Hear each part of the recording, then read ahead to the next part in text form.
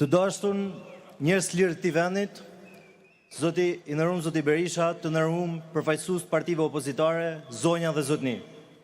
Është neri madh për me fol para gjithë këtyre njerëzve. Mitana, sepse është pjesa më e shnetshme e shoqënisë.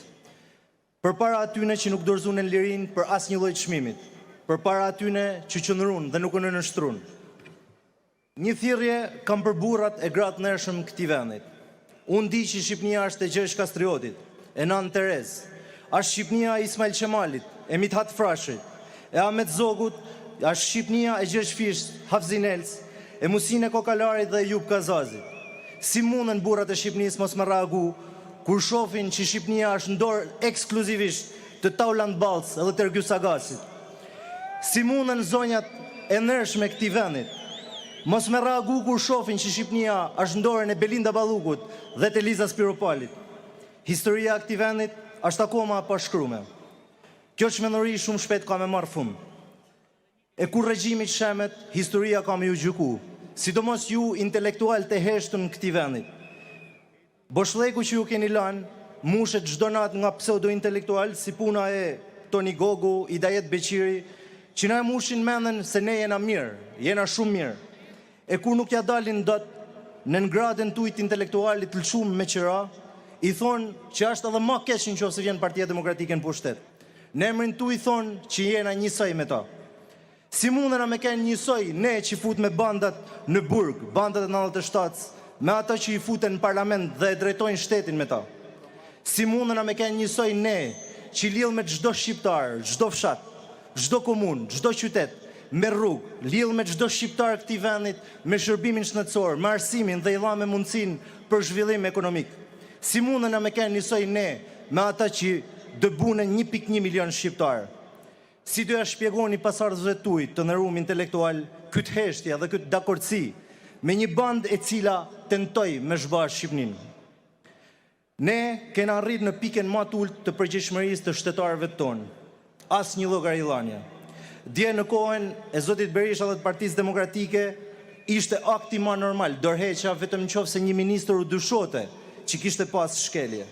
Sot ne kena hajdut nga më të jashtëzakonshmit. Tu fillu tek kryetari i Bashkisë Shkodrës, i cili si i pa shkollë kërkohte 300.000 euro, ndërkohë që studentat e Harvardit merrshin 500.000 euro. Nga ana tjetër, zëvendës kryeministra e superbuxheteve, që brenda natë villte 50 milion euro. Të gjithë vazhdojnë detyrën, vazhdojnë punën, madje edhe në remote, si Linda e Akshit që punën e bën nga shtëpia, sepse është në rreth shtëpie. Kjo marrëzi ka me marrë fund se s'ban një ditë. E ky fund ka me ardhur vetëm nëse ne i bëjmë pyetjen vetit cila është përgjegjësia jonë. Secili ka pjesën e tij në misionin historik për kërzimin e kësaj qeverie antishqiptare. Nuk duhet presim me nol diçka e madhe. Ndryshimi ka me nol vetëm si bashkim i sakrificave dhe i veprimeve secilit prej nesh. Nuk do të vijë as nga ndërkombëtarët, nuk do të vijë as nga drejtësia, por nga njerëzit e lirë të këtij vendit, do të vijë nga ti demokrat.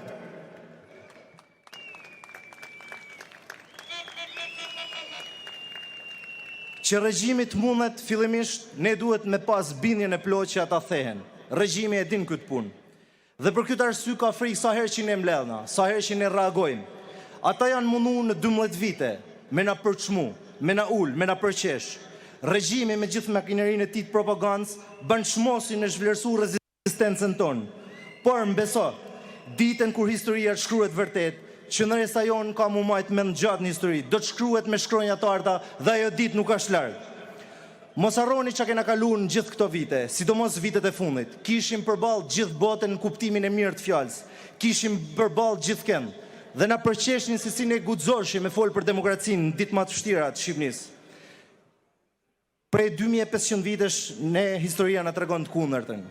Perikliu në Athinën e lashtë ishte i rrethuar nga jashtë me armiqtë e saj dhe brenda saj i dënuar nga mortaja për më u zhduk, jo vetëm politikisht, por edhe fizikisht. Dhe Gjene Çaban Perikliu në ditët e fundit të tija, man fjalimin e famshëm demokracisë që sot ka ulltuar në shekuj. Dhe të njëjtën gjë Partia Demokratike ka bë, duke i dhënë shembull jo vetëm Shqipërisë, por gjithë botës se si rezistohet përballë diktaturave. Sot Shqipëria ka opozitë dhe opozita është në kam fal Partisë Demokratike. Si çdo autokrat, edhe Rama ka me ra. mint e regjimit do ta braktisin anijen të parë. Dhe drita ka me lind prapë për Shqipnin. Dhe rrezja e parë që do të binë mi fytyrat e qendrëtarëve që e mbrojtën Shqipnin nga zhbamja. Ajo dritë ka me ra mi ato që mbrojtën demokracinë, mbrojtën drejtat, lirit e shqiptarëve, kur tjerë zgjedhen komoditetin, zgjedhen largimin dhe dorëzimin e Shqipnisë te kjo bandë kriminale. Do vi dita e njerëzit kanë me ju ndëru për atë që jeni, për shërbimin që i keni bë këtij vendit. Do ju ndërojnë për mbrojtjen që i keni bë demokracisë, lirive dhe drejtave tonë. Derisa ajo ditë vinë, na duhet më shtrëngu dham, por dijeni që kurrë ajo ditë s'ka kanë kaq afër. Për ta përmbyll, narkoshteti i pranum tashma edhe nga këta analistë që përmend me këtu, nuk është problem vetëm i opozitës shqiptare, është problem i Shqipnisë.